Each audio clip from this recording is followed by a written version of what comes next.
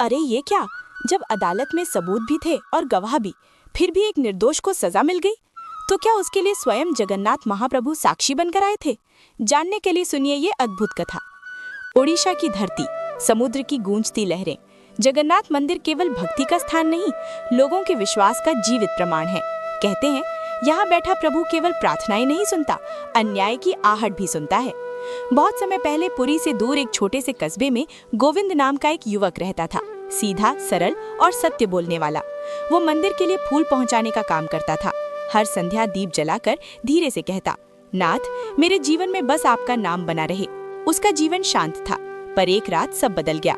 नगर के एक प्रभावशाली जमींदार की हत्या हो गई। पूरा कस्बा दहशत में डूब गया।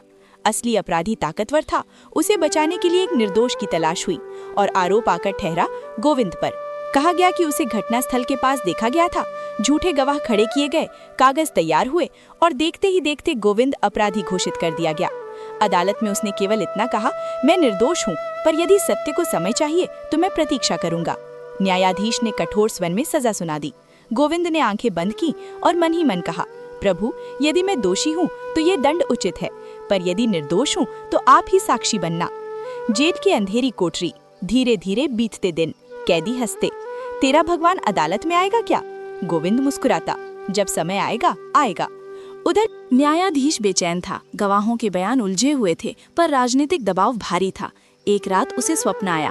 स्वप्न में एक तेजस्वी व्यक्तित्व प्रकट हुआ। आंखों में गहराई, स्वर में शांति। उन्होंने कहा, कल सत्य स्वयं बोलेगा, तुम बस सुनना। न्यायाधीश घबराकर जाग गया।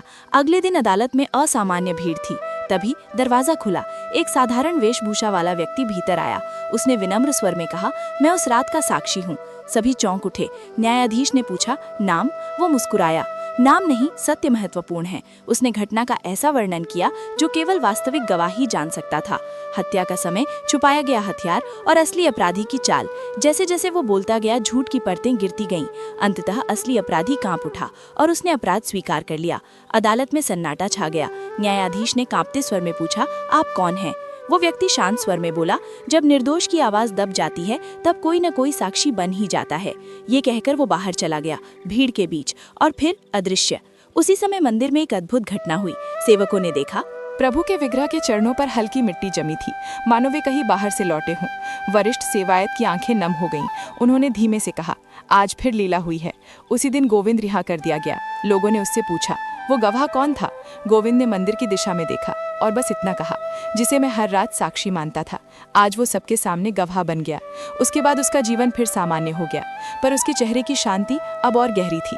वो आज भी दीप जलाता है और लोग कहते हैं, जब मनुष्य का न्याय डगमगा जाए, जब सत्य अकेला पड़ जाए, तब जगन्नाथ केवल मंदिर में नहीं बैठते, वे अदालत में भी पहुंचते हैं। क्योंकि जहां अन्याय होता है वहां प्रभु मौन नहीं रहते। अगर इस कथा ने आपके हृदय को छुआ हो तो अभी चैनल को सब्सक्राइब कर लीजिए। प्रेम से लिखें, जय जगन्नाथ।